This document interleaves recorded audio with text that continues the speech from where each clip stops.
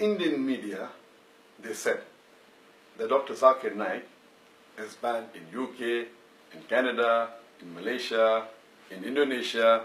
Some reports said he's banned in 3 countries, some reports said he's banned in 5 countries, some said 7 countries, some said several countries. The fact is that technically and officially, I am only banned in 1 country, that is UK.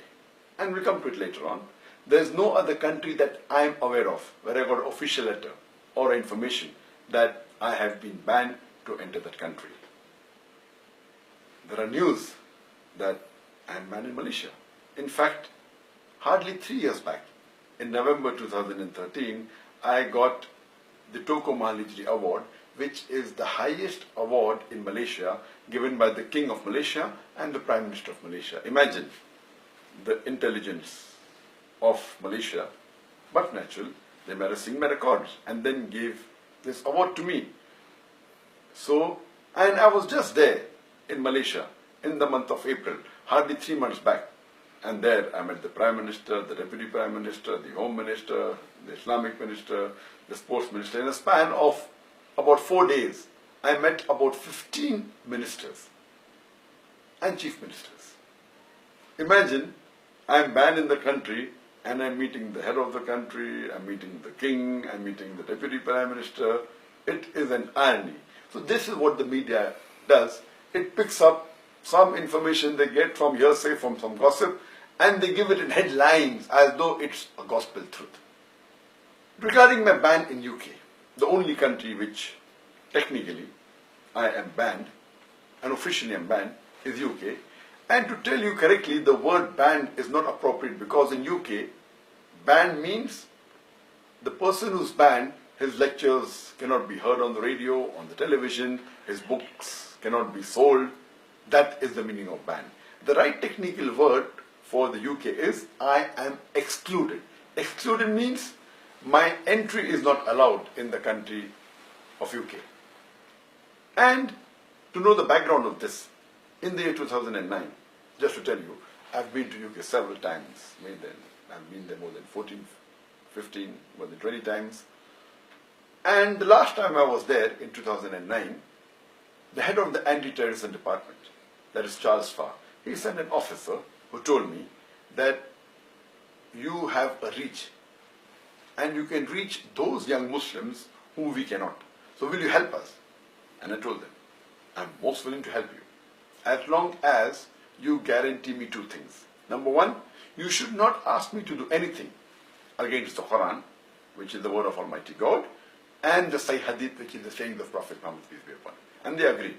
So imagine the head of the anti-terrorism department wanted my help to reach those people who they could not reach. And I'm aware that my popularity is there in different parts of the world, especially in UK. But just a few months later, in the year 2010, the Labour Party, which was ruling, it lost the election, and the Conservatives came to power. And in about 3 weeks' time, less than 1 month coming to power, the Home Secretary Theresa May, she sent an official notice and said that I am not allowed to enter the country, though I had a valid visa, which was issued in 2009 for 5 years. It was a multiple entry visa. And it said that I am not conducive to the society of UK. And they quoted few sentences from my speeches. And one speech she quoted that I gave in UK was that I said in my speech in UK that I condemn the 3,000 Americans killed in the 9/11 attack. I condemn more than 50 people killed in the tube bomb blast in London. I condemn more than 180 people killed in Bombay in the serial train bomb blast. But I also condemn the thousands of innocent people killed in Afghanistan, in Iraq, and in Palestine. Imagine, she is not allowing me to enter the country and she thinks that I am not conducive for UK because I said, besides disagreeing with the first three attacks of 9/11, London bombing, as well as Bombay serial train bomb blast, I also said I condemned the thousands of innocent people killed in Afghanistan, Iraq, and Palestine. and she doesn't like it.